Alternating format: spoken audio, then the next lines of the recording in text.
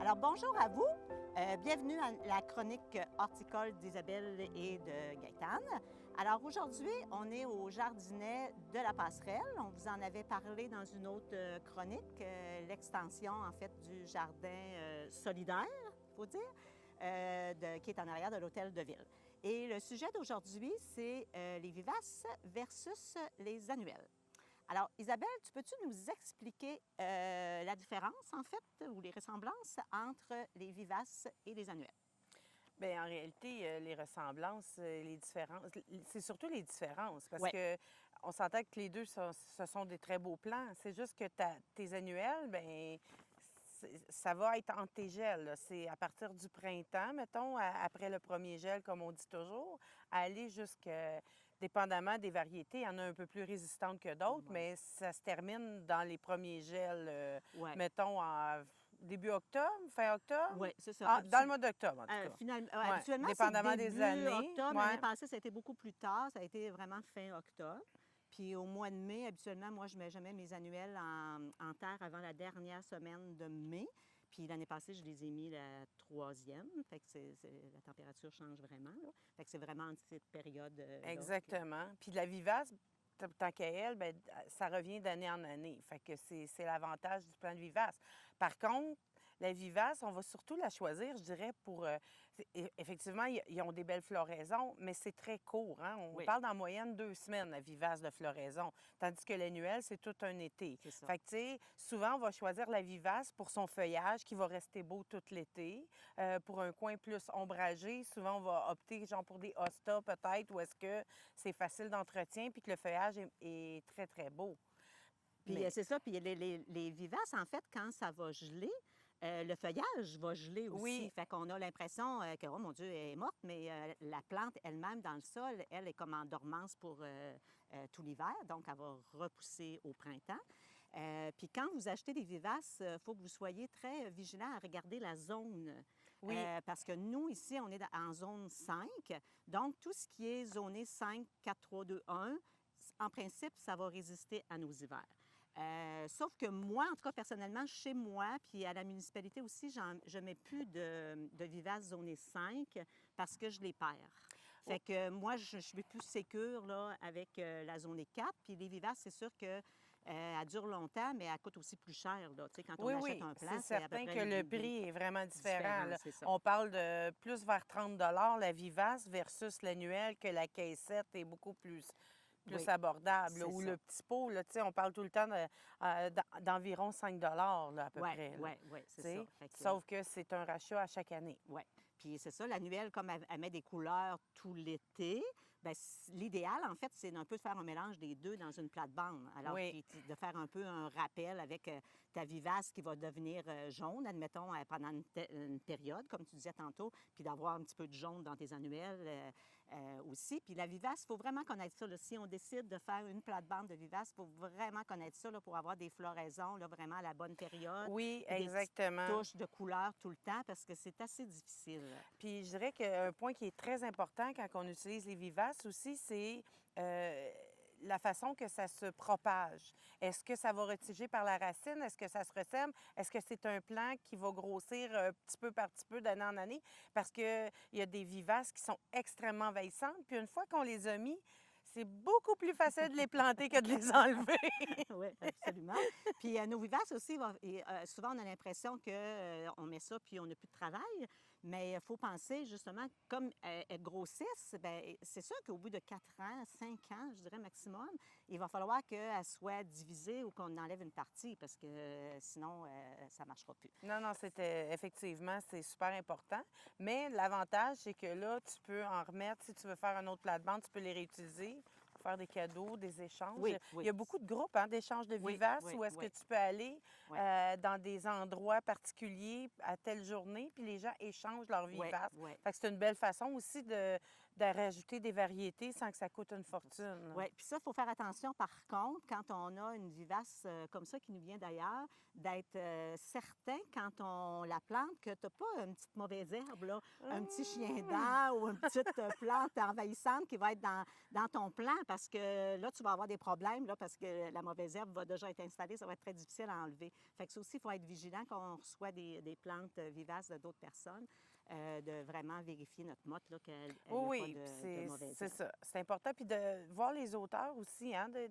des vivaces, parce que si vous êtes dans un endroit, un terrain où c'est très venteux, bien, c'est pas n'importe quelle vivace non plus qui va résister, qui va rester belle, là. Oui, c'est ça. Fait que c'est de prendre toutes Les renseignements ouais, nécessaires puis avant de de planter. valider vraiment tous les points, là, tu sais, pour être certain que tu mets la bonne plante, vu que c'était quand même un investissement Ouais. plus important. C'est ça. Puis là, on vous a apporté 2 vivaces puis 2 annuelles, en fait. 2 vivaces qu'on a ici.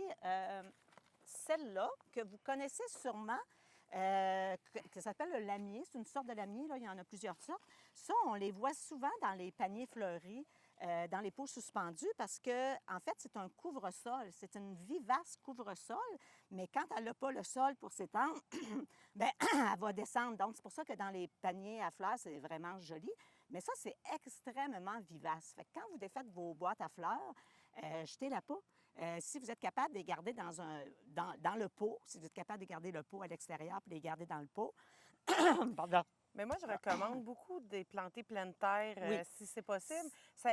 Mettons que vous avez moins de risques que votre racine Oui, gèle. oui, c'est Parce sûr. que si on a un hiver qui est très rigoureux puis qu'il n'y a plus avant, bien là, ça va geler bord en bord puis vous allez la perdre. Oui, c'est ça. Tandis que en pleine terre. terre, soit dans votre jardin, Oui, que vous pouvez la mettre dans votre jardin, vous l'enterrez là, puis au printemps, vous l'enlevez de là, vous la reprenez. c'est ça. Puis souvent, la motte va être assez grosse, fait que tu peux la diviser en 2. Donc, ça t'en fait pour 2 paniers ou tu en mets plusieurs dans le même panier. Fait que donc, c'est une vivace que tu peux sauver d'une année à l'autre. C'est la même chose pour le lysimac. Ça aussi, vous le voyez assez souvent dans les plates-bandes. Même principe, c'est très, très, très vivace, très facile à reprendre. Fait qu'on vous conseille de ne pas les jeter pour avoir besoin de les acheter de nouveau. Et on a apporté aussi 2 sortes Des 2 sortes annuelles. d'annuelles. Sors donc ton coléus, Isabelle. Fait qu'on a ici différentes couleurs de coléus. Là, le coléus est vraiment intéressant pour ses couleurs, pas pour sa fleur. La fleur est vraiment... Mais c'est une plante qui aime beaucoup l'ombre, hein? Fait que si vous avez des coins très ombragés, elle reste très, très belle et très colorée tout l'été, là. Oui, oui. Puis, mais elle peut être quand même Au soleil aussi. mais il ne faut pas qu'elle manque d'eau, là. Non, si elle mais est au c'est soleil. que souvent, à l'ombre, on sait comme pas quoi On a mettre. moins de Puis... choses. Mais tu sais, c'est sûr que le coléus, vous le mettez pour sa belle feuille colorée, C'est ça. parce que la fleur est très insignifiante et c'est préférable qu'elle ne fleurit pas non plus, parce que ça arrête sa croissance. Il vaut mieux absolument. enlever les fleurs comme au basilic l'autre jour. Oui. là. Fait que cette fleur-là, cette plante-là, c'est aussi au lieu de la laisser geler, parce qu'elle, si vous la laissez dans le pot, elle va geler puis elle ne reviendra pas, vu que c'est une annuelle, vous pouvez vous en couper, vous en faire des boutures. C'est très facile, des boutures dans l'eau. Puis vous la gardez. Vous la gardez. Dans la maison, par contre, je la mettrais dans un endroit assez ensoleillé. Mais moi, Parce je la que mets près de la fenêtre. Pas Oui, trop pour OK. pas que ça gèle. OK, OK. Mais je me mets une petite étagère devant mes fenêtres, puis c'est là que je les garde, OK. mes plantes, tout l'hiver. OK. Parce que dans la maison, il faut savoir que là, on est à l'automne ou l'hiver, donc on a déjà moins de soleil. Il faut que le soleil passe à travers la vitre. Donc, l'ombre à l'intérieur puis l'ombre à l'extérieur, c'est bien différent. Fait que mettez-la quand même à un endroit assez ensoleillé. N'oubliez pas détourner, hein? Oui. Parce qu'ils vont pousser juste d'un côté vers la fenêtre. Si vous voulez que ça fasse un beau plant fourni, pour avoir la chance de faire beaucoup de boutures C'est pour ça, repartir c'est des ça. plants, tournez-les. C'est ça. Fait que donc, le principe, c'est de la garder tout l'hiver, puis refaire des boutures avec la Ouais. bouture, finalement, que tu as faite au Exactement. début de l'automne. Et puis, ça aussi, tu peux facilement les replanter. Alors, il y avait le coléus, puis il y avait celui-ci, hein, Les Isabelle? résines, c'est Oui, ça? c'est Les ça. résines. C'est une plante qui est magnifique. Elle aussi, elle aime ça, le mi-ombragé. Puis elle a des couleurs très vivantes. Mes amis doivent rire de moi parce que tout le monde sait que je déteste le rose, mais j'adore quand même cette plante. Ça devient très gros et majestueux. À chaque fois que vous la mettez, vous allez voir, elle va attirer l'œil de tous vos visiteurs. Une autre façon aussi de sauver des sous, si vous allez dans la version annuelle. Oui. Je vous ai emmené ici des exemples de fleurs. Ça, c'est notre zinnia, notre emblème, qu'on coupe là actuellement parce que c'est pas vraiment joli. Mais si tu tires sur la pétale, là, au bout de ta pétale, tu as la graine qui est là.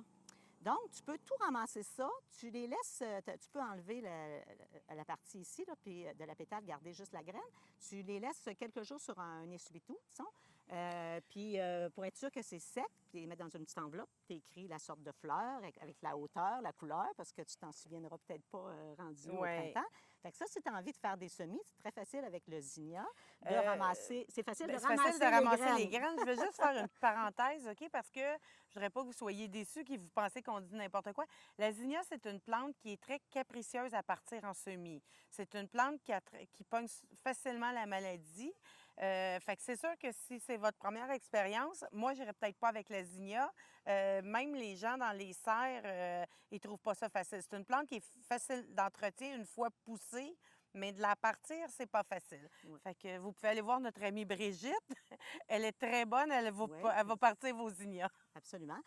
J'ai ça aussi qui a vraiment l'air de rien, mais ça, c'est le même principe. C'est le marigold qui est plus bon. Mais si vous ouvrez tout ça ici, là, vous voyez la quantité impressionnante de graines, de semences qui sont ici à l'intérieur. Tu sais, c'est comme des petites tiges, tout ça, là. Tout ça, c'est des graines.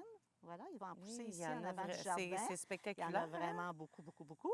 Fait que ça c'est assez facile, le marigold, je vous dirais. Celle-là, puis celle-là, le gomphrema, ça, c'est quand elle est en toute beauté, là, elle est ronde comme ça, mais quand elle commence à s'allonger, comme ça ici, c'est parce qu'elle commence justement à faire ses graines. Alors, toute cette partie-là ici, regarde, c'est très facile à tomber, là. Bien Toute oui, cette partie-là ici, graines. ce sont des graines. Alors, la graine, elle est vraiment dans le petit bout ici, là. Puis ça, c'est comme des petites ailes là, pour qu'elle puisse se disperser. Fait que donc, ces 3 fleurs dont on vous avait déjà parlé Oui. il y a un petit bout de temps, qui sont faciles de ramasser les semences si on veut s'essayer dans le semis.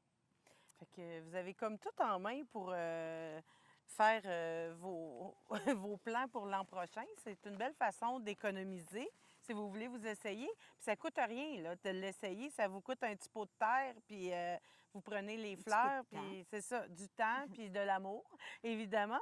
Mais c'est une façon de l'essayer. Puis si ça fonctionne bien, bien, c'est une belle façon d'économiser d'année en année parce que ça vient cher à un moment donné de tout remplacer. Puis c'est vraiment valorisant aussi quand tu as fait ton panier de fleurs, là, puis que c'est tout toi qui les as partis. Effectivement. Donc voilà, c'était pas mal c'était la chronique d'aujourd'hui. Donc on vous laisse là-dessus. Bye bye, à la prochaine. Bye bye!